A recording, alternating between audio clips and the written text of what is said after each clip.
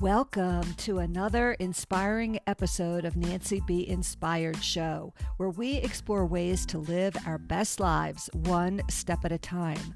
I'm your host, Nancy DiLeonardi, and today we're diving into a crucial mid-year check-in. You know, we all start the year with grand resolutions and ambitious goals, but as life happens, it's easy to lose track. Whether you've stuck to your resolutions or they've fallen by the wayside, now is the perfect time to reassess and rethink your path forward because it's June 2024. So in this episode, we'll explore how to revisit and refresh your New Year's resolutions, find renewed motivation, and set yourself up for success in the second half of the year. Plus, I'll be sharing some practical tips and insights from my latest blog that you won't want to miss. So grab your favorite cup of tea, cup of coffee, whatever your favorite drink is, get comfortable, and let's embark on this mid-year journey together. And remember, it's never too late to make positive change in your life. Stay tuned until the end, and I'll direct you to the blog post for more in-depth strategies and resources. Okay? So let's go.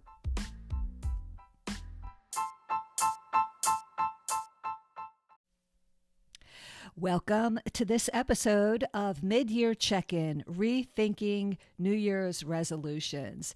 So I want to talk about this right now because it's June 2024, and I want to check in with the people who made your New Year's resolutions. I want to find out, how you're doing, what went well, what isn't going well, and what adjustments we can make, because as we hit the halfway mark of the year, it's the perfect time to reflect on our goals that we set way back in January. Many of us began the year with ambitious New Year's resolutions, hoping to make significant changes in our lives, right? But now, 6 months in, where are you? It's important to assess our progress and consider different approaches. Making daily commitments to your health and well-being could be one of those, right? So if you know me, you know that I personally am not an advocate of New Year's resolutions. I don't subscribe to that, but this podcast is for those of you who did make a New Year's resolution because I want you to have a successful year and I want you to achieve the goals that you set early in the year for yourself. For me, I look at every new year as a clean slate, a fresh start to begin anew, and I believe that every day we have an opportunity, every day that we wake up and we're given the gift of life, that we have the opportunity to impact our life and other lives that whom we encounter throughout our journey here on earth in a positive way. So my philosophy is we want to leave people better by knowing you than how they were before they met you. That's the stamp that I want to leave on humanity, right? Is that if they've encountered me in their life, that they've left with a positive impact from me.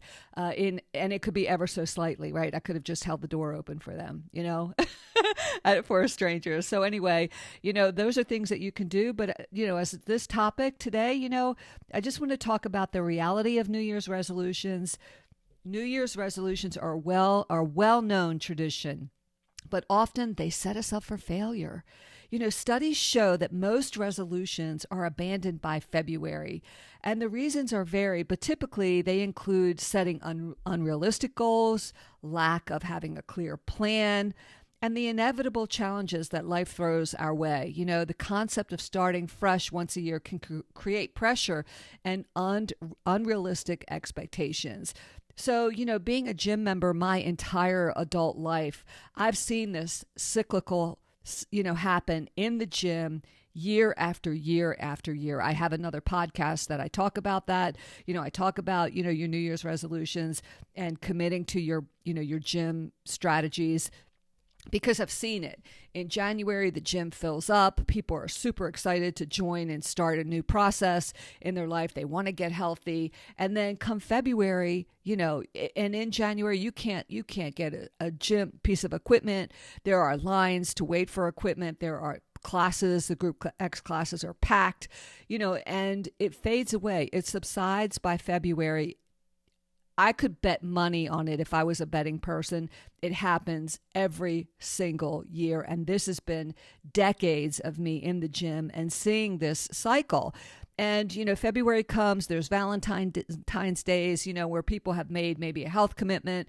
And then Valentine's Day comes and their beloved wants to take them out to dinner. And then they splurge on the dinner and the chocolates. And then it blows their whole plan off course, where we need to look at it like it's okay to have that one day to treat yourself and come off the plan, but just get back to it. And this is something that I've said to people in my class repeatedly, is life is going to throw you challenges. As long as you come back, whenever that time is right for you, just come back. That's the goal, is to just make it a lifestyle. So, mid-year, a mid-year reflection and self-assessment, before we move forward, let's take a moment and reflect on resolutions that we made at the start of 2024. Have you kept up with your goals? What obstacles have you encountered? And reflecting on these questions, that can help you understand your progress and identify the areas that need adjustment. Because sometimes we set really big goals, right? In January, you might say, I want to lose 50 pounds by June. Is that really realistic? Is it really, when the average weight loss is maybe a half a pound a week if you're lucky?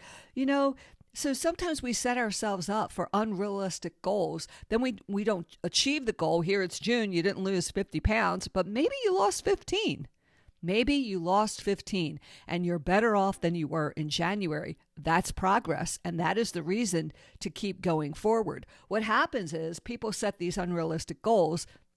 They don't achieve the goals, so they throw the bath water out with the baby, as they say. They just give up on the whole process instead of sticking with it and acknowledging that there is progress here. I have made progress, and I'm going to keep going. Maybe I'm going to recalibrate, right? I'm going to redirect my plan because maybe I set the bar too high. But what am I doing, and what is working? What is the balance there that I can continue with this, right? So you want to review your goals. You want to take a few minutes to write down the resolutions that you set at the beginning of the year. And you want to, just what I said, you want to assess your progress. You want to be honest with yourself, about how much progress you have made. Be realistic there. Identify any obstacles, right? You may have had obstacles where you wanted to go to the gym 3 days a week, and then you haven't been able to do that because you have other commitments. Your children, have, their activities, or your job requires you to work late, or you've injured yourself.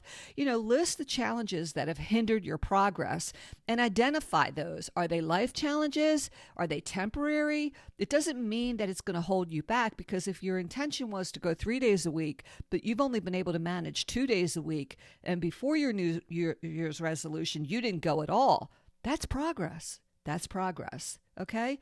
So, daily commitments over yearly resolutions. I live by this rule. I personally live by this rule, and it's powerful, because instead of setting grand resolutions once a year, consider making daily commitments to your health and well-being.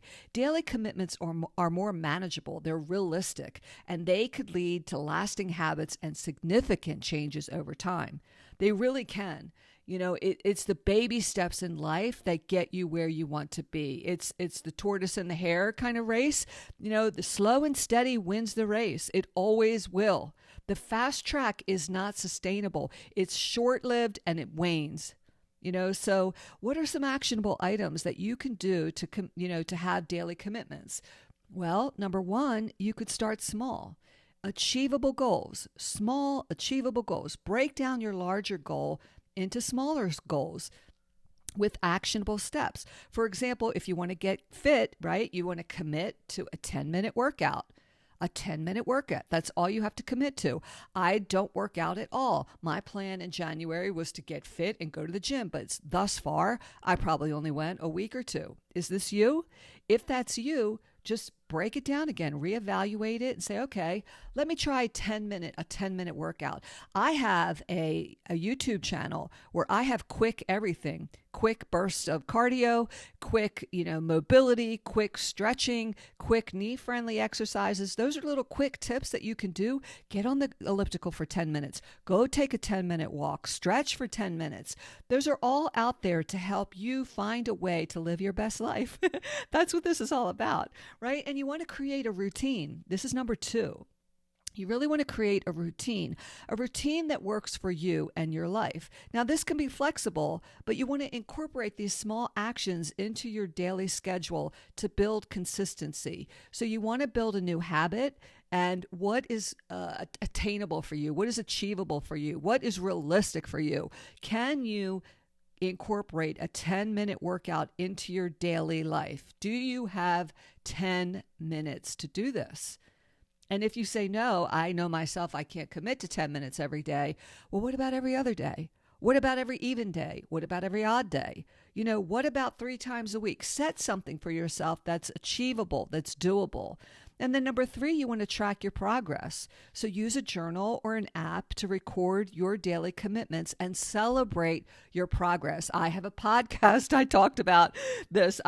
Because I've done it in my own life, and I only share tips with you to live your best life because I've done it and it's changed my life. So I am really big on celebrating your progress because, even your children, if they do something well, right, you're going to applaud them. Good job. Even your pets, give me your paw, and you treat them, right? We applaud. We applaud success, right? We like to be, acknowledged for our successes. So what is that for you? I've talked about this before. Is that getting for, anyone? Is that getting a manicure? Is that getting a pedicure? Is that getting a facial? Is that buying a new pair of tennis shoes, a new gym piece of, workout equipment, or a piece of workout apparel? What is it for you? Is it that coffee? Is it that Starbucks that you want? Is it whatever that is for you, that you normally do not buy this, okay? This is key. This is not something that you do on the regular. This is something you want to do, but you don't do it. Say it's a massage. You want to get a full body massage, but you never do that. But when you reach your goal, why not treat yourself to that? And then you associate, when I reach the next, you're going to realize how you felt after that massage. And then you're going to say, okay, then the next time I reach this next goal that I set for myself, I'm doing this again because it felt really good. So, you're setting yourself up for success. And number 4, you want to stay flexible. You need to be willing to adjust to your commitments as needed. Again, this is another key, noteworthy commitment that you need to really be mindful of, because life is unpredictable. Things are going to come your way. Your boss is going to ask you to stay late. You're going to have a meeting put on your schedule, at a time where you usually leave and attend class. Your children might get sick. Your car might need to go into the shop. You may not be feeling well. You may have injured yourself. I could go on and on. You know what I'm talking about, right? So when life is unpredictable, it's okay to adapt. You don't want to beat yourself up about it. You want to be in the present moment. You want to accept that this is temporary, and you just want to work through whatever in front of you so that you can get back on course. So you want to seek support too. Number 5, seek support. So you want to share your daily goals with a friend or join a community for accountability and motivation. I subscribe to this wholeheartedly, and not only for your New Year's resolution check-in, but also if you have challenges with anxiety or depression, and I'm not a medical doctor, so please don't take this as medical advice, but I have found and I have seen in my decades of being in the gym that when people join a community, you have a sense of belonging. And even if you don't talk to anyone in that class, because you're going to walk in it first, and whether it's cycle class or pure bar class or, any of the classes, Zumba class, any of the classes, pump class, you join any of the boutiques, right? Pilates, Club Pilates, whatever. I could name all of them, row classes, all of them, right? When you first walk in, you have this desire that this is this new thing that you want to do, right? You feel a little uncomfortable because you stepped outside of your comfort zone, and you may not know a single person in the room. But what you all have in common is that you showed up for this class, you showed up for yourself, and as a community, you want to do this thing. You want to do this Zumba, you want to do this swimming, you want to do this Pilates, you want to do this thing that you signed up to do. So right there is your accountability and your motivation, because they're there to do the same thing as you. It doesn't matter if it's their 100th day and it's your first day, because everyone there had a first day at some point. So no one is there to judge you. And trust me when I tell you, this is coming from decades in the gym, No one is looking at you. No one cares about you. Believe it or not, it's the hard truth. They might be looking at you because you're a new person in the class, but they are not sizing you up whatsoever. The mirrors in the gym are for people to look at themselves. They are looking at themselves. They are looking at, the instructor to motivate them, and they might be in competition with the instructor because the instructor is pushing them to another level. They are not in competition with you. Get that out of your head. It is you. Everyone is there for themselves. I say this all the time. In Zumba, you are there for your own self. You're there with your own space with the Zumba class. You and your step with the step.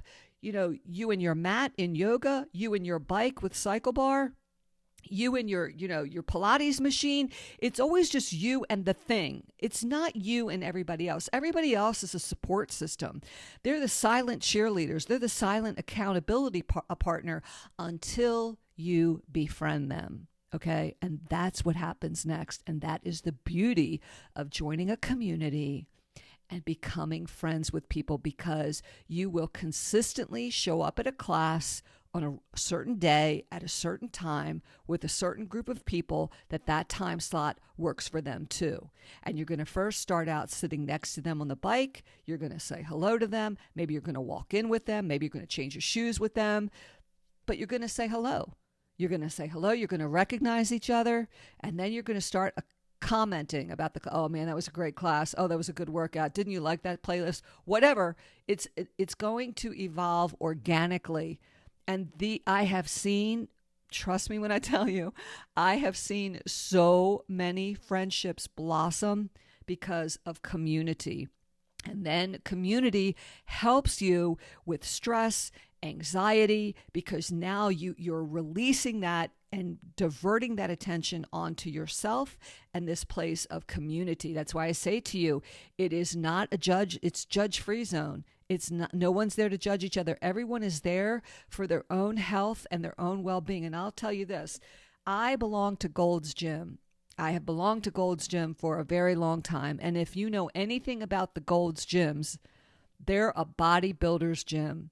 And I go into this bodybuilder gym with bodybuilders. Their bodies look like they are carved out of stone, male and female alike.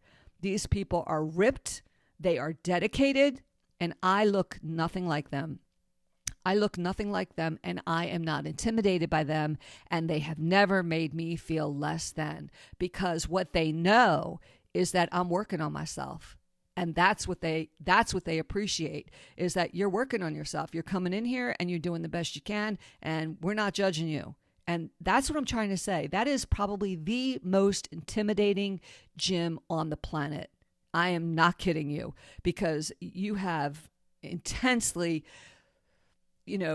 dedicated people to the art of physique. And it doesn't bother me. I feel very welcome there. I feel like I belong there. And like I said, my body type, my age, and it is what it is. For me, I know what my hang up is, which is, and I just wrote a post about this, but, I'll just give you a little bit more information about myself. I love physical fitness. I have since I was 6 years old, and I started synchronized swimming in a pool. And, fast forward decades, I have always loved physical fitness. I love music and fitness, and I love doing it. And I don't do it because it's filling a need in any other way other than I feel good. I feel good when I go. It's just like not brushing my teeth. If I didn't brush my teeth, I would feel horrible. It's the same with exercise for me, whether it's taking a daily walk or sweating really hard in a gym, lifting weights, swimming, whatever it is. I enjoy it immensely. I enjoy it. I enjoy going to the gym. I love it and have always loved it. What I don't like is eating. I have, as a child, I never liked food. And I know this sounds odd, but I don't like food. And we have to eat. I don't have the choice. But every time I go to eat, I just don't like eating. And a perfect body, a fit body, consumes a lot of food, When you expend all those calories, your body is looking for you to eat it and replenish it. And that has been my challenge my entire life, because I don't eat enough to recoup what I've expended. And therefore, I've never looked like a bodybuilder. If you were to see me today, you probably don't even think I look like I work out. But I just started swimming again, and a 25-yard lap, I can do a backstroke, in 30 seconds, and that's pretty good, not having swam in a long time. So I am very, very physically fit. But if you were to see me on the streets, you wouldn't think so. And you know what? I'm okay with it because I know I can hold a plank. I know I can rank high in a cycle bar class. I know that I am fit. I know I can do Pilates. I know I can teach a Zumba class for 60 minutes. I know I can do step. I know I can do all of these things, but you can look at me and people do judge a book by its cover, but you can't care about that. So I want to say this to you, that it doesn't matter where you are in life, because some of the fittest people too, I will tell you, they're just born that way. They're thin. They've never set foot in a gym. They eat whatever they want. It's their metabolism, and it is what it is. So don't ever compare yourself. Acknowledge who you are and keep doing what's best for you. All that matters in life, the only thing that matters in life is what you do for yourself. I say that from the heart, and I mean it. So I share with you things that I've done in my life to show that I'm not just talking to talk here. I've been in these shoes a long time. So, any practical tips that I can give you to help, you maintain your goals, that's what I'm trying to do. So, here are a few, for the next 6 months, I'm going to give you some practical tips for daily commitments and see if this helps you, right? Number one, mindfulness practices. Start each day with a few minutes of meditation or deep breathing exercises to center yourself. This is really important. I always say gratitude is part of this too, to have an attitude of gratitude. I have a podcast out there, and normally I have a podcast and blog for every one. So if you like to read about it or you want to hear about it, I have one of each. So out there's attitude of gratitude. Be grateful as soon as you open your eyes. That's really important, to be grateful. And breathing exercises. There are some really cool breathing exercises out there. If you go on YouTube, I'm not going to ever probably do a podcast about this, but there are some where you breathe like really, really, like super, super fast. My coach, Ryan Blair, we went to his house and he, did that with us. And it was like, you had to breathe really, really fast. It's a different way of training your body and very, very effective. Sadhguru is someone that I follow as well, and his app is wonderful, and he has breathing practices there for you as well. Sadhguru has a plethora of mindfulness and wellness practices for you, completely free. It is a library that is robust, and I assure you that anything you're looking for, you can find on Sadhguru's app. So please download it. It's free and it's wonderful. Another app that I use is called Insight Timer. It's free. I've used it for about 7 years now, every single day. I use the free version. They do have a paid subscription, as all do, but I'm sharing with you the ones that are free that are really, really good. So try that. If you're not into mindfulness practices, try one of the two of those and see if that helps you. And again, I'm always going to promote my own products here. And I have podcasts out there. So there are meditation podcasts, walking challenges, different meditations out there that will help you as well. So try those. Number two, healthy eating habits. Incorporate more whole foods into your diet and plan your meals to avoid unhealthy choices. So again, you want to try to eat the rainbow, healthy foods, everything in moderation. Of course, everything in moderation. If you want pizza, I say eat it. If you're going to go out with your friends and go to a concert and have a few drinks or cocktails or whatever, everything in moderation is what I advocate for. And if that works for you, fine. And, I think when we restrict too hard, it's just we're going to fall off. We're going to fall off and go back to really bad habits. So slow and steady, figure it out for yourself and keep moving forward. Physical activity, number 3. You want to commit to physical activity. And again, as I mentioned early on, if 10 minutes is all that you can do, then start with that. But the goal is to get at least 30 minutes of physical activity every single day. Really, that's your ultimate goal, is to get to 30 minutes, whether it's walking, whether it's yoga, or a hardcore workout where you're sweating. Could be Zumba, any form of Zumba, anything that works for you that you enjoy doing, because physical activity fundamentally is really, you're going to stick with whatever you enjoy. It's that easy. I mean, it's that simple, really. It doesn't matter if everyone in your neighborhood started to play pickleball and you hate pickleball, then don't do pickleball. It's not about what other people are doing. It's what you enjoy doing. If you enjoy swimming and they want to go play pickleball, okay, well, I'm going to go swim while you're doing that and I'll meet you for lunch afterwards.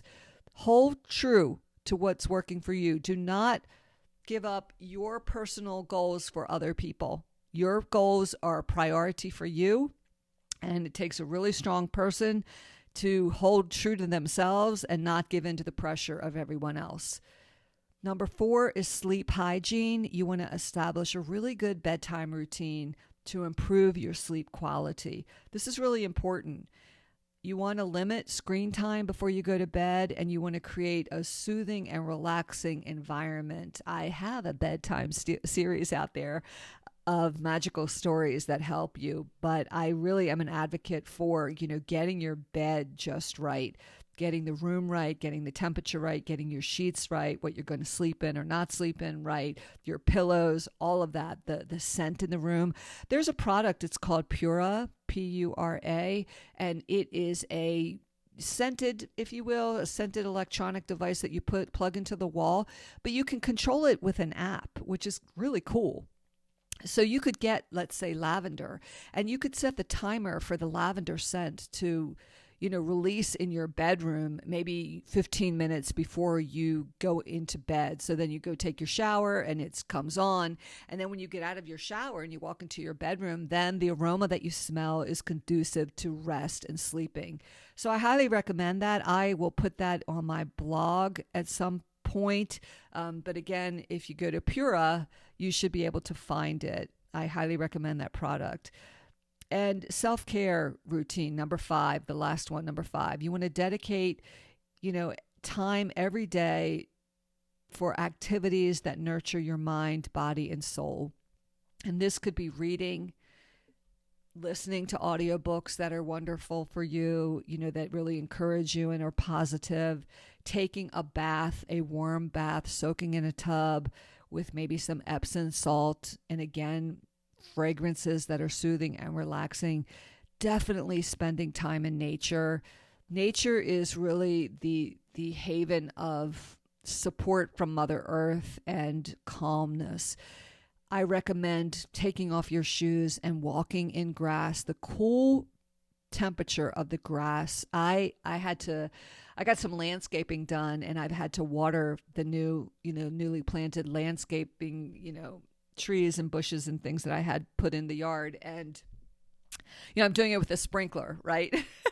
And I have to go out there and adjust the sprinkler, in certain times, because I want to make sure that I get all of the yard and everything newly planted watered, right? And I love, I don't have shoes on, and I go in and I walk on the grass and I move the sprinkler, and the coolness and the dampness of the grass being watered by the sprinkler, it just changes your whole attitude. I don't know what it is. You just feel like, oh, the grass between my toes feels kind of cool and kind of nice. And, that's a way you can connect with nature. Is the simplest thing is to walk in grass. If you can walk in dirt, if you're on the beach and you walk in sand, take off your shoes when you're in nature where it's safe, that you won't, hurt yourself, that you can connect with Mother Earth and remind yourself of the immense love that surrounds you every single day and every single moment of your life. So I hope that, these practices and actionable items will help you these next 6 months to stay on target for your original, plan and resolution that you had in January 2024. I'd love to hear from you. I'd love to hear how, your resolutions have been going, and if you've tried to make daily commitments instead. If you did that, if you switch that up these next 6 months, how did that work out for you? And compare that to your original plan in the beginning of the year. Because if you share, your experience, then you help others, because I'm here just talking about what I've done and what's worked for me. But as a community here, if we share what we've done individually and we share that with each other, then we're helping each other. We're helping other people say, yeah, I did that too, and I noticed a big difference, and I was able to achieve my goal. So again, I just want to really emphasize that There's no quick fix to anything in life. If there is a quick pill, a quick fix, a quick anything, if anyone is ever in a hurry to get you to do something, quick is a flag. It is a major, major red flag. Please hear me when I say this to you. If you are rushed into doing anything, anybody asks you to rush into something, anybody tries to sell you something that is, you got to do it now, now's the time, the sale is only now, take this pill now and you're going to drop this weight in 60 days, I promise you. Anything like that, I just strongly encourage you to refrain from engaging with those tactics, because the goal is a lifestyle, the goal is sustainability, and the goal is healthy choices, healthy lifestyle, and mindfulness. Mindfulness is not hurried. So please, if anybody's trying to rush you to do anything, pause, because their rush is on their agenda, not yours.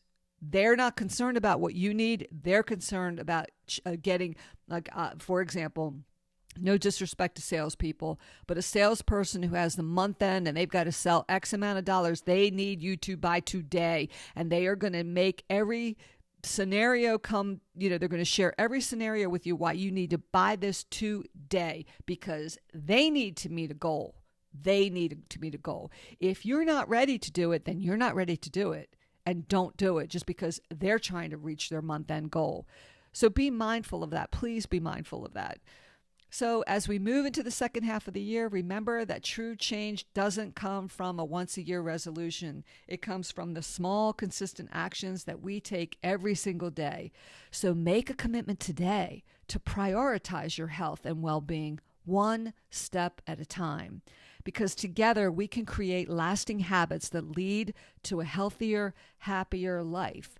And when we lead a healthier, happier life, you make a difference in the world. Your shift in energy, your shift in attitude, your shift in wellness shifts the world, believe it or not. You are that rock that went into the lake, and the ripple effect of you doing that thing, you changing the vibration, actually goes out into the world positively. And that's what we're all here to do. We're here to make the world a better place.